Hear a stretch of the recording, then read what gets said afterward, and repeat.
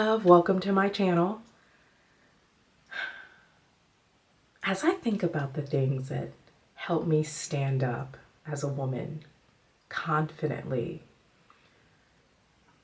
I had to go back and kind of think about some of the things that I struggled with.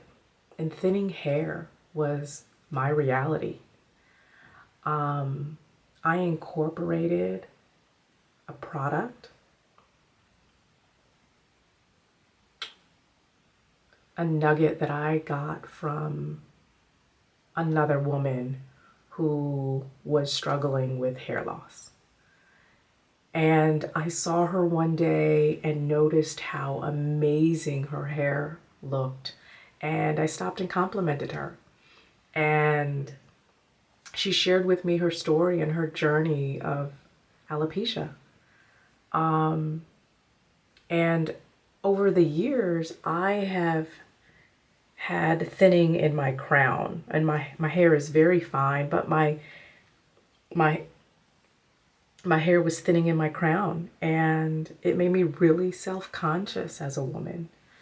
And I went home that day, and I ordered those products. And I'm going to share that with you today as I get ready and do just really a light coverage makeup this morning before I walk out the door. Journeying with me today, we have a full day. I have an early start, listing some of my family's investment properties and meeting contractors to finish up paint and carpet so that we can get those properties ready for the market. Some additional work done. My daughter is visiting for the weekend. We're going to do some car shopping for her. She's got some very exciting things coming down the pipe for her, and super excited for all that's manifesting in her life. Somewhere in there, I'm going to relax. We're going to recharge and prepare for the week ahead. Really light makeup this morning. I rarely go out with a naked face. I do like to have just some light coverage. But let's talk about this hair serum.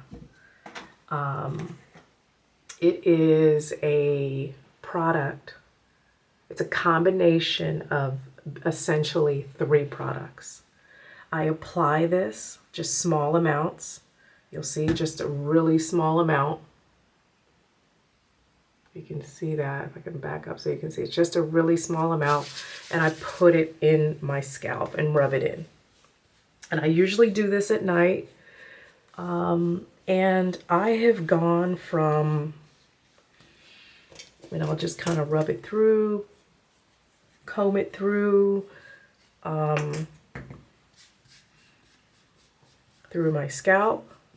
And like I said, I usually do this at night. And I do this for,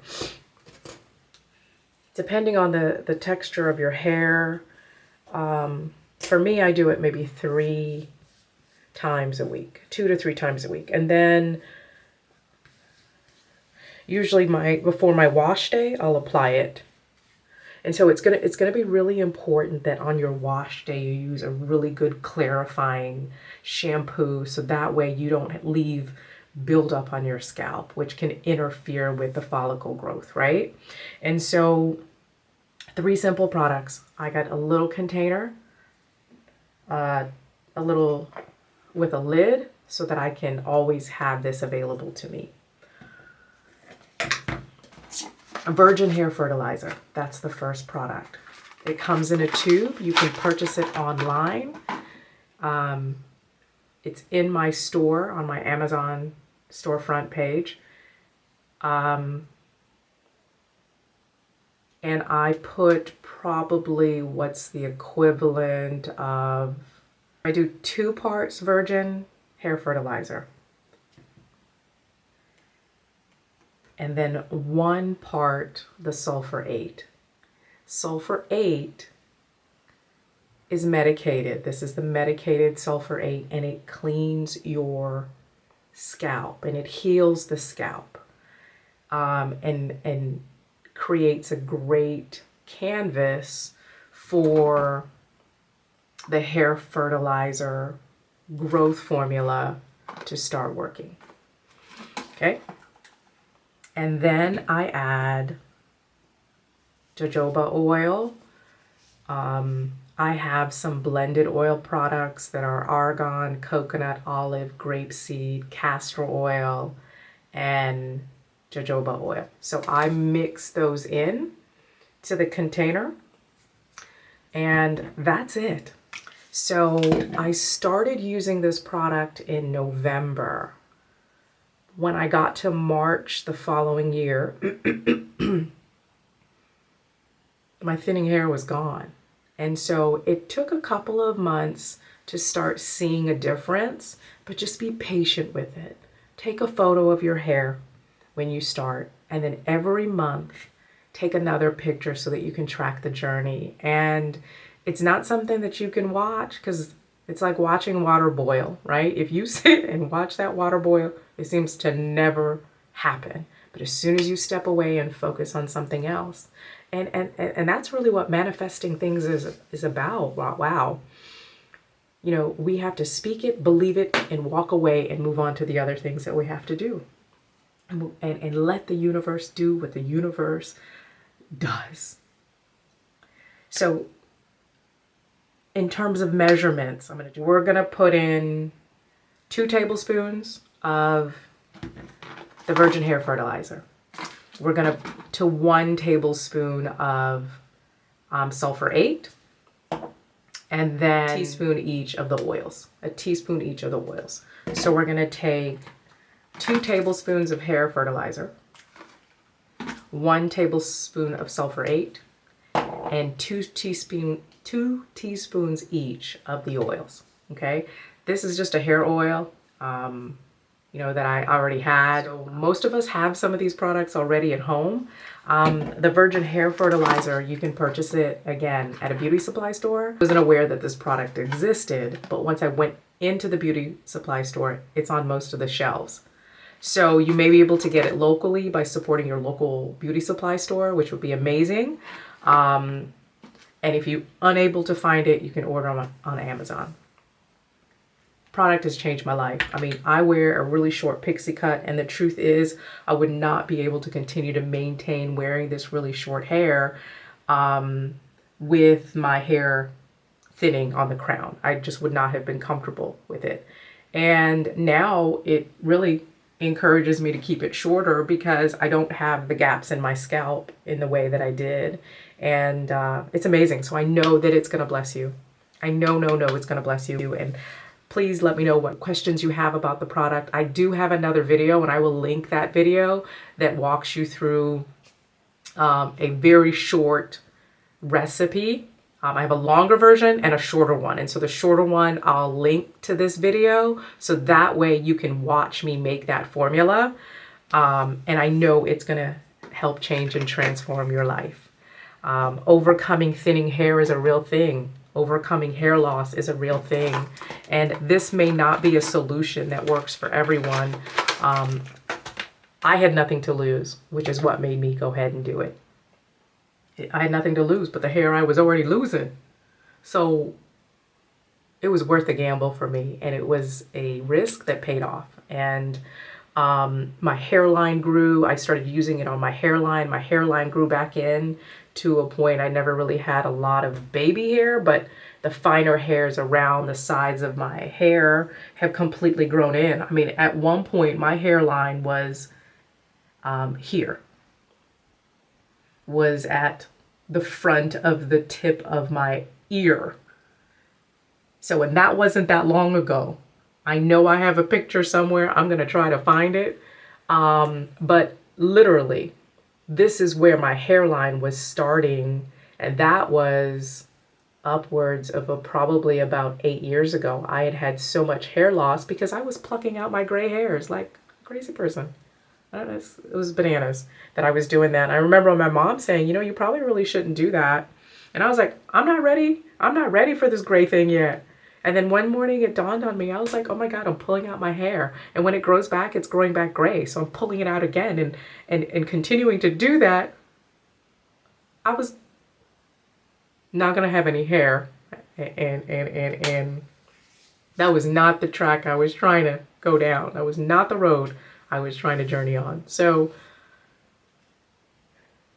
Thinning hair is you know, it's not something that's funny, but I try to keep things as light as possible because it can be impact how we feel about ourselves. And I pray that this is a solution for you or for someone that you know that is working, currently dealing with thinning hair and needing solution. So I'm going to jump into the rest of the day. Going to do really just a quick makeup, and I'd love to hear more about your journeys and how the year is going for you so far. So many incredible things are going to manifest for you, and this is a safe space to be able to talk about those things. So if you need some additional support or encouragement, if you are open to me doing a live and just kind of talking more about goal setting and motivation, I'm happy to do that. Happy to do that. It's actually what I love the most, is just really helping other people win and thrive, and helping them just stand up in incredible ways, and believing for them when they're in a season where they're unable to believe for themselves. And it's something I've always done. At the age of 12, I started working with adults who had either a traumatic water experience, either almost drowned themselves or knew someone that had. And one of my swim coaches, I swam competitively, and one of my coaches just saw something amazing in me and asked me if I would be interested in this Learn to Swim program to help adults overcome their fears. And at 12, I was working with adults that were in their 50s and 60s and 70s, building rapport, building trust, and helping them overcome their biggest fear. It was incredible. And it set me on a path to the things that I continue to do today. I've had an opportunity to connect through social media with that coach, and a number of years ago, maybe about 3.5 years ago, and just thanked her because she put me on a path that just of things that I just continue to do in my life, whether it was mentoring and coaching in college, whether it was mentoring and coaching young women and young girls and women over the years, personally, whether it was mentoring and coaching professionally in my career as a real estate broker, regardless of where it's been, it's just been, it put me on a path of me discovering myself and discovering the things that I'm called to do. So if you would like to, talk, have me schedule some lives and us just talk, I'm happy to do that. So you just let me know. Or if there's some different content that you would like to see me do that I can incorporate into my vlogs, please drop those comments.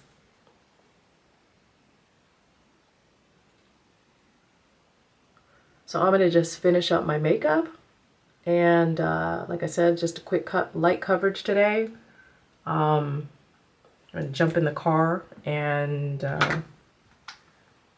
get the things done that I am. And as I'm wrapping up, I'll see you a little bit later. And I've applied my setting spray. Just trying to let that dry. One of the things about the setting spray that you have to really remember is that your face should look moist. And so I got that tip from another creator, and I was like, oh, I didn't know I wasn't using enough. And the last step is just hitting with some foundation powder just to make sure that I don't have any harsh lines. It just finishes the look. So, oops. Forgot to add my contour on my nose. Sometimes I forget that and have to do that at the end. And so again, brushing that into the eye sockets help us over 50 ladies pull everything up. So when we were younger, we'd brush down, and now we want to lift everything up, make sure. So just hit it with a powder again, just so I can make sure there's no harsh lines. And I'm gonna start kind of incorporating it, and I just super excited that I got a pair of Metaframes yesterday, and so these are the headliners, which is a matte finish. Not only will I be able to, of course, listen to music and take phone calls, the content and the perspective that we're gonna get, ladies, it's gonna be incredible. So you'll be able to literally walk with me. I'm so excited to add this to my platforms. You're literally gonna be able to walk with me now. It's gonna be so much fun. It's gonna be so much fun to use these. So I just wanted to share that with you. So now I've got a pair of headliners, and you literally are gonna be able to walk through the day with me and look at things the way I look at them. It's gonna be incredible. So ciao for now. I'll see you later.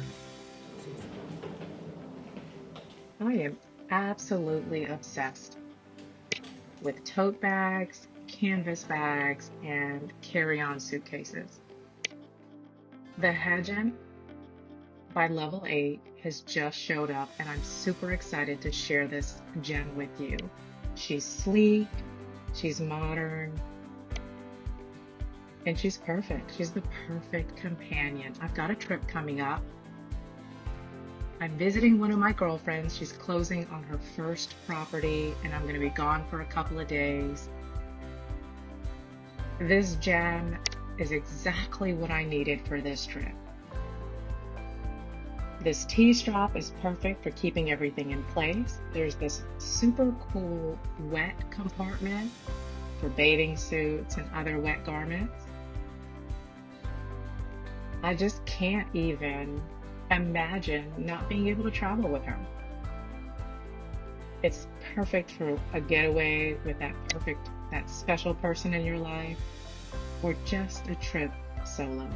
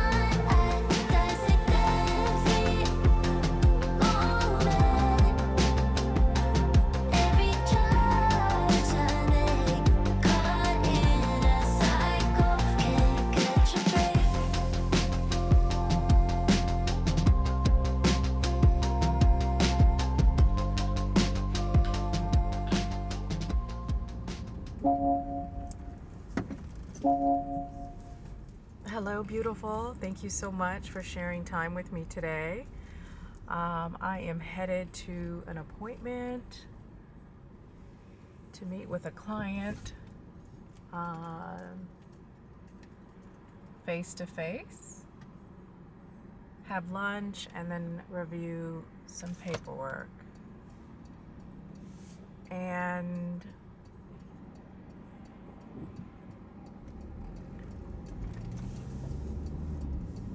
I want to talk today about overcoming disappointments.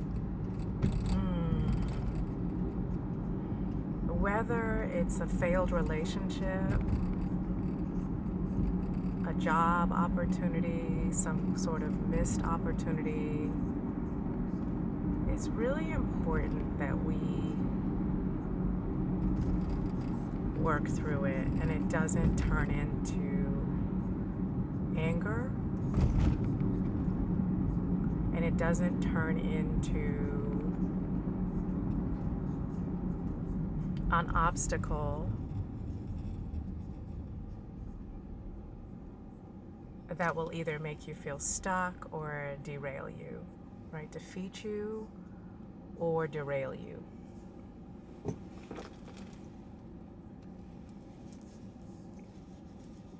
And so disappointments are a part of life. We're going to get disappointed on many different levels. And it's really important when we are disappointed that we take time to sort that. We take time to think about how that disappointment impacts us, what we could change or modify to avoid being in that place again, right? Not that we can avoid having future disappointments, but avoid that particular situation, right? Is there a readiness that we need to work on professionally or personally for that missed opportunity, or that where can we grow in that failed relationship? Because disappointment stings, and disappointment hurts, and disappointment can defeat us if we're not careful. I used to spend a lot of time with my my now 20-something in talking about emotional buckets. And it was such a great exercise because, you know, when something took place, we could decide which bucket to put it in, you know. And what I learned in kind of watching her grow and experience things, it's when it became unresolved, then it became anger. So when we kind of take time to really just evaluate what emotion we're having, it really helps us know where to put things, right? Were we embarrassed? And then that embarrassment turned into something else. You know, did we feel neglected or sidestepped, abandoned, right? And then it turned into something else. Did we feel mismanaged, disrespected? You know, there are all these different emotions. And I think what's really important is as we sort things, we try to understand what role we may have played in it, right? And how we can, like I shared before, how we can avoid being in that same exact situation and kind of having to learn a lesson again, right? Revolve around the same mountain of situations. Because the truth is, until we work through things, we're gonna revolve around that situation until we have healed from it, we have grown from it, we've learned whatever the things are or thing is that we need to learn to move on from that particular situation. And so, you know, in that kind of process, I feel like that's really important. But what's critical is that we don't overthink it and think about all the things that we could have like replaying all of those things over and over again, because that doesn't serve you well. Evaluate it, spend time understanding where you went wrong or what you could have done better, but don't dwell in that place. And so when I look at the things that have disappointed me in life, I've learned how to kind of put things in a drawer and pull it out in pieces that are digestible for me, so that I'm not overwhelmed or I'm not defeated or discouraged in my process of working through that.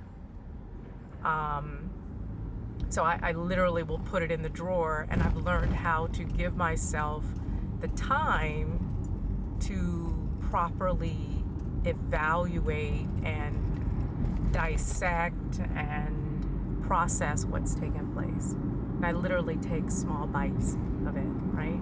Small bites, digestible bites is how I explain that, until I've sorted through it in a way where I have some clarity and some resolution for myself, right? Because when we experience disappointments, we don't always get closure, right? We don't get an explanation why we weren't selected for the opportunity, or we may not get the clarity from the person that we may have shared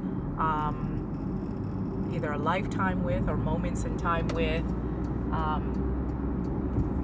We may not get that from the other person. So it's really important that we're able to kind of work through open and honestly, and really take a good look at ourselves, you know, in evaluating our role in it and how we can grow, heal, and thrive despite the things that we experience. You know, it's really important in it to validate your feelings and not dismiss them and not throw them away. It's important that you validate your feelings, because your feelings matter. Suppressing your feelings, like I shared before, kind of can turn into something else. We don't want it to turn into an unresolved situation that we have to go back later and deal with. One of the things that I do a lot is journaling.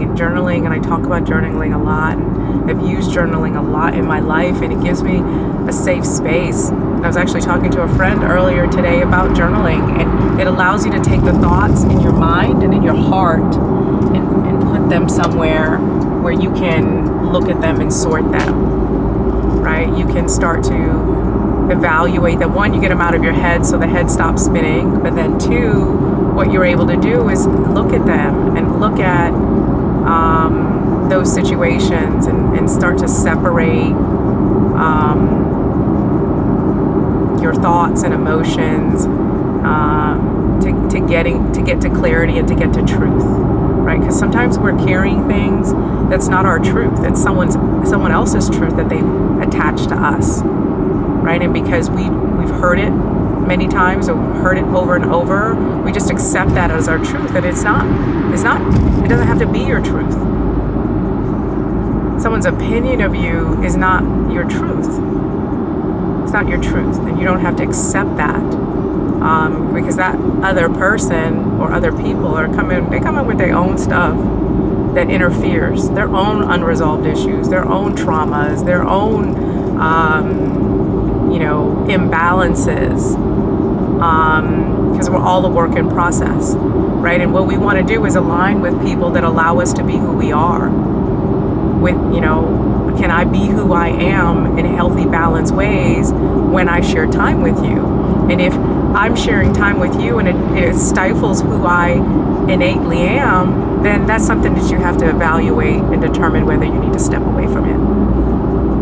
Right? And it's the same thing with professional aspects of our lives. We can't always walk away from the things that we do professionally, because we build lives and we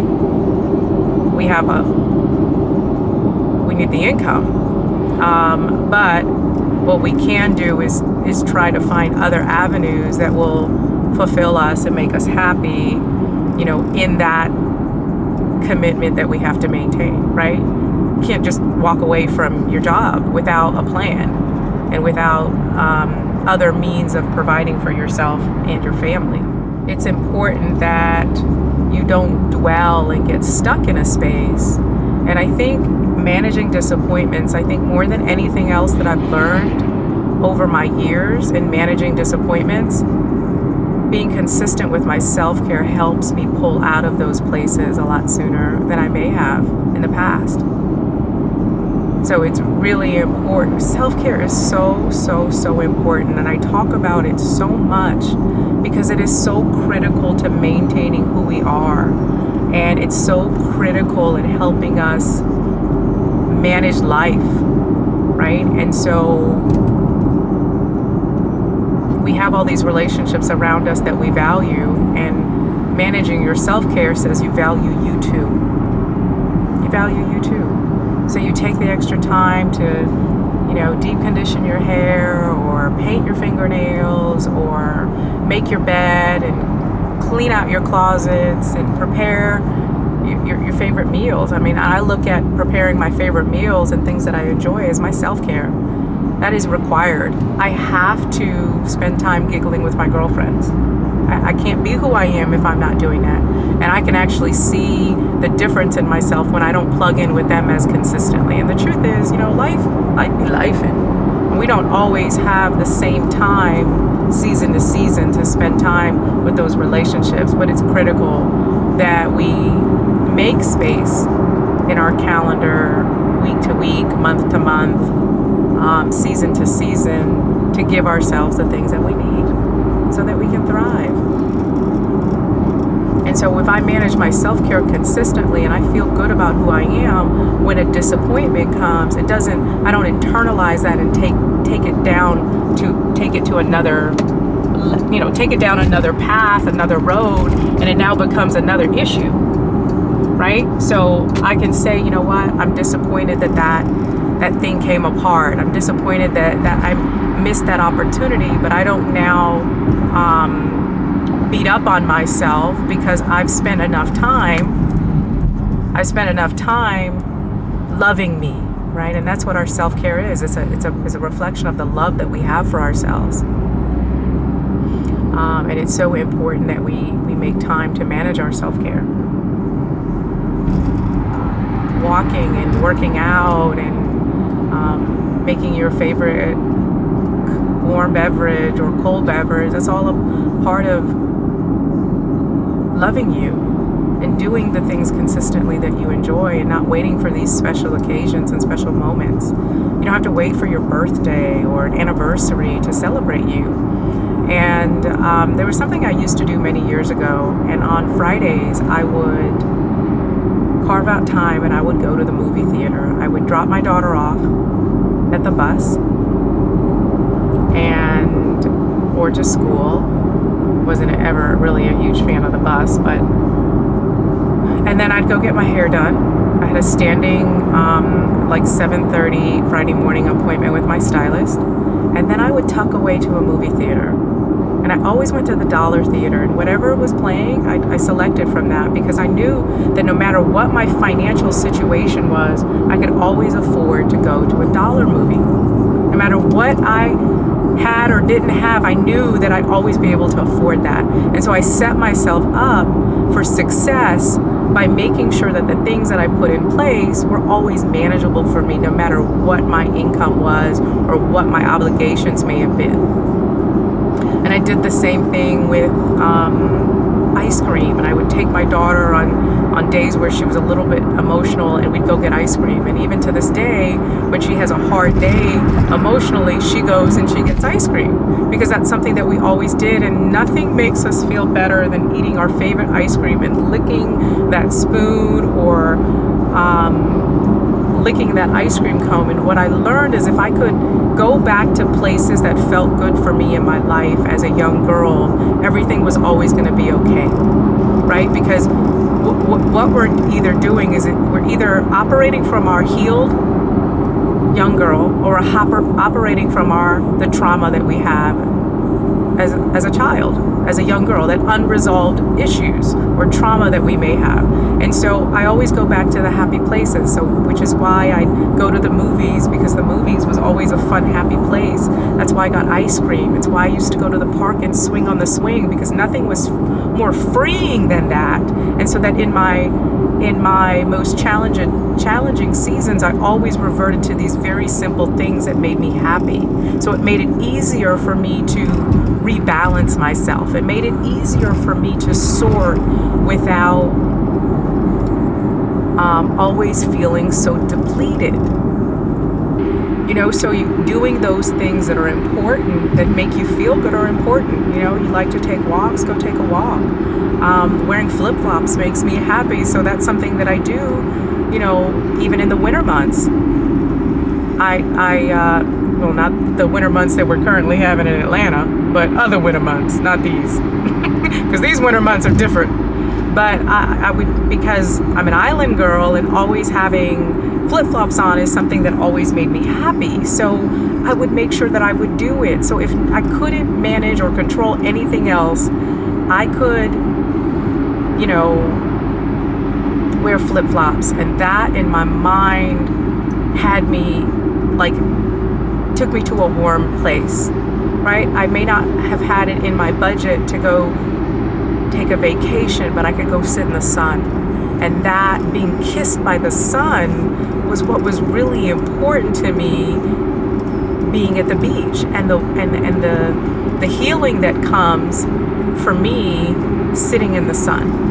And so if I couldn't take the vacation, what I would do is just go sit in the sun. I'd go to the park and sit in the sun, or go sit on my balcony or deck and go sit in the sun, and those things helped me tremendously. And I think that, after we spent the time kind of rebalancing ourselves and evaluating what we could have done differently, the most important thing about disappointments is it can catapult us to the next level.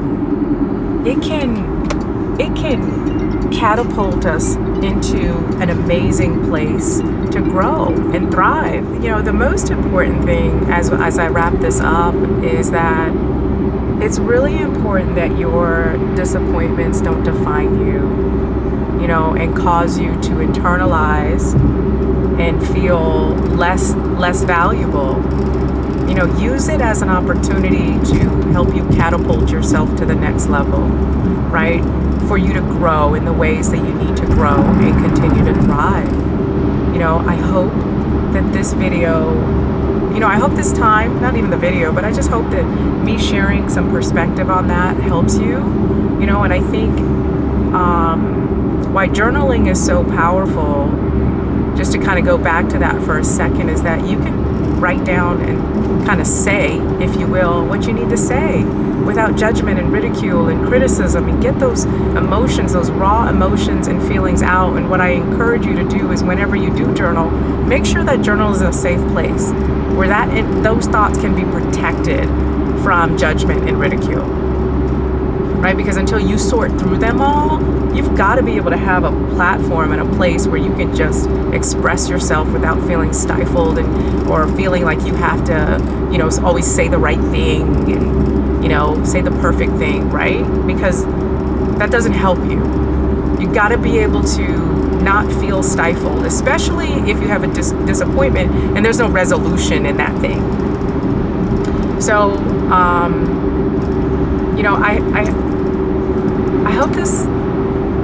hope this helped you.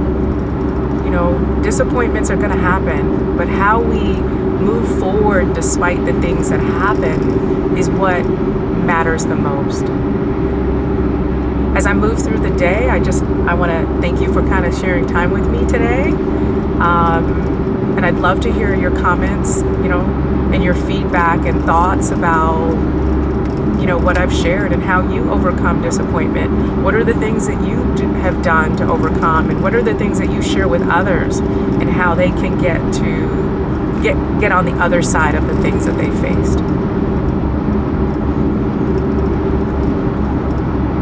I appreciate you tremendously.